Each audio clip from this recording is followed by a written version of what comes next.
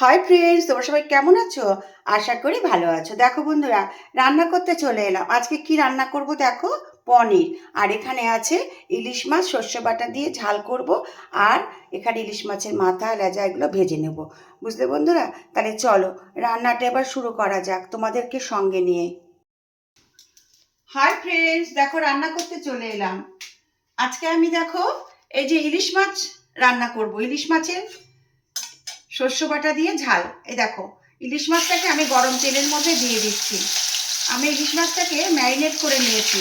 আমি মাছটাকে ম্যারিনেট করে রেখেছি। এবার তেলের মধ্যে দিয়ে দেখো আমি মাছটাকে একটু সামান্য ভেজে নিচ্ছি, কারণ ইলিশ মাছ তো বেশি ভাজবো না বন্ধুরা, সেই জন্য অল্প করে ভাজছি।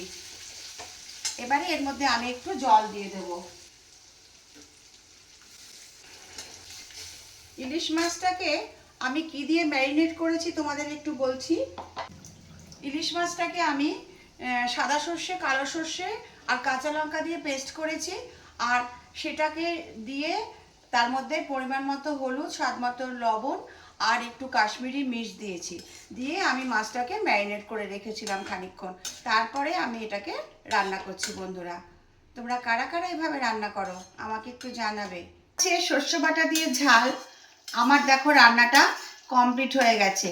আমি এর মধ্যে একটু কাশ্মীরি মির্চ দিয়েছি একটু কালার করার জন্য। এটা অপশনাল, তোমরা নাও দিতে পারো, কিন্তু এইভাবে রান্না করে যদি তোমরা না খেয়ে থাকো একবার করে দেখো বন্ধুরা, খুব টেস্ট হয়।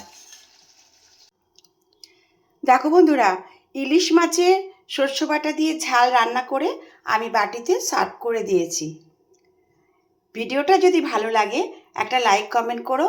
আর এরপরে আবার অন্য কোনো ভিডিও নিয়ে অবশ্যই তোমাদের সাথে চলে আসব। দেখো বন্ধুরা, আমি ইলিশ মাছের মাথা ভেজে নিলাম। পনিরটা রান্না করে বন্ধুরা আমি বাটিতে সার্ভ করে দিলাম।